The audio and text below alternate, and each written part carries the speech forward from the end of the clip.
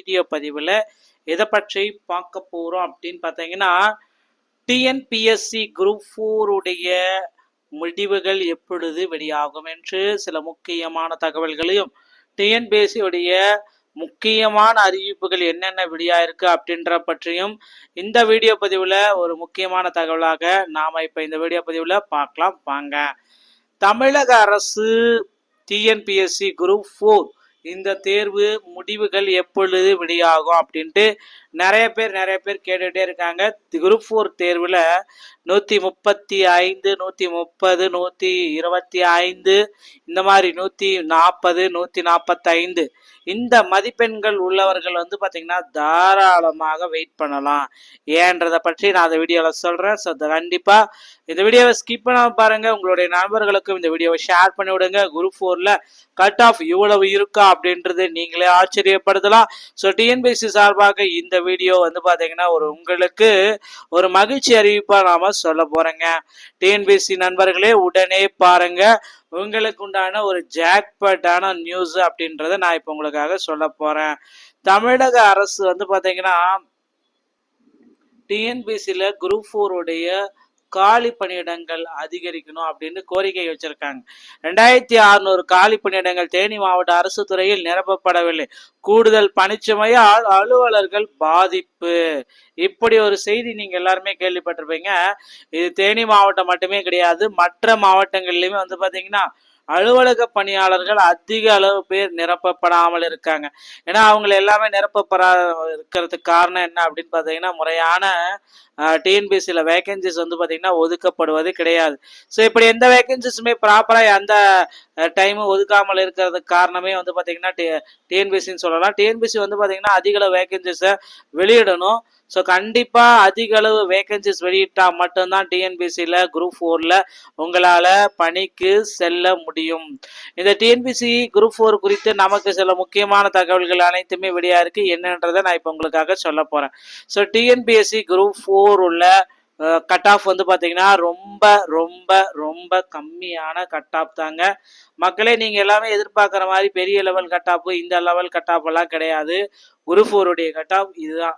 ஏன்னா நிறைய coaching centre வந்து பார்த்தீங்கன்னா என் கோச்சிங் சென்டர் தான் டாப்பில் வரணும், என் மக்கள் தான் நல்லா வரணும் அப்படின்னு சொல்லிட்டு 130 எடுத்தவங்கள 180 ஆக்கி சொல்கிறாங்க. அது எல்லாமே உண்மை கிடையாது. ஸோ அதை நம்பி நீங்கள் ஏமாற வேண்டாம். இந்த ஆண்டு கட் ஆஃப் கம்மி தாங்க, ஓகேங்களா? ஸோ அதனால் அந்த கட் ஆஃப் ப்ரிடிக்ஷனை தான் நான் இப்போ உங்களுக்காக சொல்ல போகிறேன். ஸோ இந்த கட் ஆஃப் ப்ரிடிக்ஷன் வந்து பார்த்தீங்கன்னா ஒரு 5 மதிப்பெண்கள் கூடலாம் இல்லைனா குறையலாம், மாறுதலுக்கு உட்பட்டது. முன்னாடியே நான் சொல்லிடுறேன். ஏன்னா நிறைய பேர் வந்து பார்த்தீங்கன்னா இந்த கட் ஆஃப் தான் வருமா, இந்த கட் ஆஃப் தான் வருமா அப்படின்னு நிறைய பேர் கேட்குறீங்க. அதனுடைய உண்மை என்ன அப்படின்றத சொல்லிடுறேன். இந்த கட் ஆஃப் வந்து பார்த்தீங்கன்னா ஒரு அன்அஃபிஷியலாக ப்ரிடிக்ட் பண்ண கட் ஆஃப் தான். இது உங்களுடைய கருத்து கணிப்பில் மூலமாக உருவாக்கப்பட்ட கட் ஆஃப் தான். இது வந்து மாறுதலுக்கு உட்பட்டது 100%, ஓகேவா? ஸோ வாங்க இந்த கட் ஆஃப்குள்ளே போகலாம். ஜிடி கேட்டகரிக்கு இடஒதுக்கீடு அப்படின்னு நம்ம பார்க்குறப்ப 31%, விஓஓ கேட்டகரிக்கு 250, junior assistant 151, forest watcher 145, typist 140, steno typist 135, PSTM 120, ex servicemen transgender மற்றும் டெஸ்டிடியூட்டோட வந்தா 118ங்க. அடுத்து BC 25.5%, VAO 145, junior assistant 140, forest watcher 139, typist 135, steno typist 133, PSTM 118, ex servicemen transgender டெஸ்டிடியூட்டோட வந்தா 115ங்க. அடுத்து பிசி முஸ்லீம் கேட்டகரியை பார்க்கலாம். 3.5% உள்ளிட ஒதுக்கீட்டில் வராங்க. விஏஓ வந்து பார்த்தீங்கன்னா 140, junior assistant 139, forest watcher 133, typist 130, steno typist 130, PST 115, ex servicemen transgender டெஸ்டிடியூட்டோட வந்தா 110. அடுத்து வந்து பார்த்தீங்கன்னா எம்பிசி மற்றும் டிஎன்சி கேட்டகரியை நம்ம பார்க்கலாம். 20% இடஒதுக்கீட்டில் வராங்க. VAO 135, junior assistant 134, forest watcher 130, typist 124, steno typist 127, PSTM 110, ex servicemen transgender டெஸ்டிடியூட்டோட வந்தா 108ங்க. அடுத்து எஸ்சி கேட்டகரியை நம்ம பார்க்கலாம். 18% இடஒதுக்கீட்டில் வராங்க.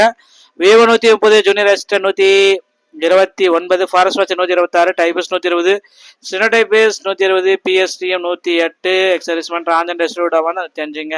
அடுத்து எஸ்சிஏ கேட்டகரி 3% இடஒதுக்கீடு. VAO 125, junior assistant 124, forest watcher 120, typist 118, steno typist 118, PSTM 107, ex servicemen transgender டெஸ்டிடியூட்டோட வந்தா 100. எஸ்டி கேட்டகரி 1% இடஒதுக்கீட்டில் வராங்க. VAO 120, junior assistant 120, forest watcher 118, typist 116, steno typist 115, PST 105, ex-servicemen டிரான்ஜெண்ட் டெஸ்டோட வந்தால் 100.